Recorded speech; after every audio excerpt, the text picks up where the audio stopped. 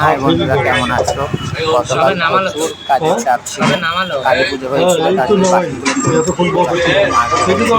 কেন বাসন মাজতে 4টে হয়ে গেছিল। তো মাকে বললাম তাহলে হোটেলে চলো, হোটেলে গিয়ে আমরা খাওয়া দাওয়া করে নিই।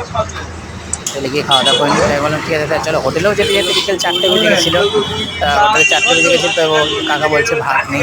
তা ভাত বানাচ্ছি, ওখানে বানাও, কোনো অসুবিধা নেই। তো ভাত বানাতে হতে গরম ভাত দিল, বেশ ভালোই লাগছিলো। গরম ভাতের সাথে আবার ডালও দিল। এখন তোর ভাজা ভুজি বা তরকারি আছে? উনি বলে হ্যাঁ ভাজা আছে, আলু ভাজা আছে। তাহলে আলু ভাজা দিয়ে দাও। আর তরকারি কী আছে? উনি বলে পাঁচমিশালি তরকারি আছে।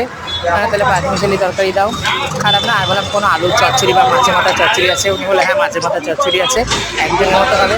আমি বললাম তাহলে একদিনের মতো যখন হবে মাছের মাথা চচ্চড়ি, তাহলে তুমি দিয়ে দাও, আমার মাকে দাও। আর আমি জানি আমার মাকে যদি মাছের মাথার আলু চচ্চড়ি দেয়, তাহলে মা আমাকে অল্প নিশ্চয়ই দেবে। তা মাছের মাথার আলু চচ্চড়ি আমার মাকে দিল। মা আবার ওখান থেকে আমাকে অল্প দিল। তখন আবার কাকাকে জিজ্ঞেস করলাম, কাকা মাছ আছে? উনি বলে আমার মা কিন্তু রুই মাছের পেটি খায়।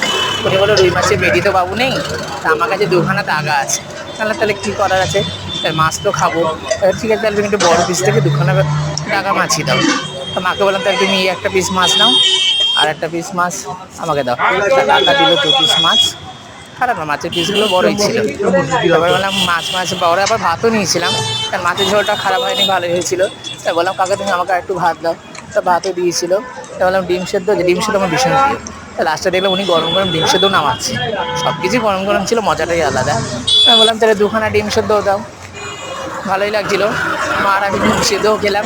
আজকের হোটেলের খাওয়াটা খারাপ না, ভালোই হয়েছে, দারুণ রান্না হয়েছে। সব রকম মিলিয়েছিল। খেতে খেতে বিকেল 4:30 বেজে গেছে বন্ধুরা। কী করবো, কিচ্ছু করার নেই। আজ প্রচুর কাজের চাপ ছিল। একদিন কখনো তাড়াতাড়ি হয়, কখনো দেরিও হয়ে যায়। মিলেমিশে তো চলতেই হবে।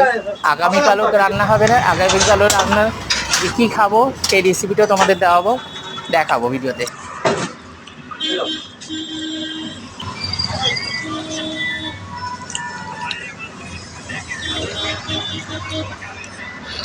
হ্যালো।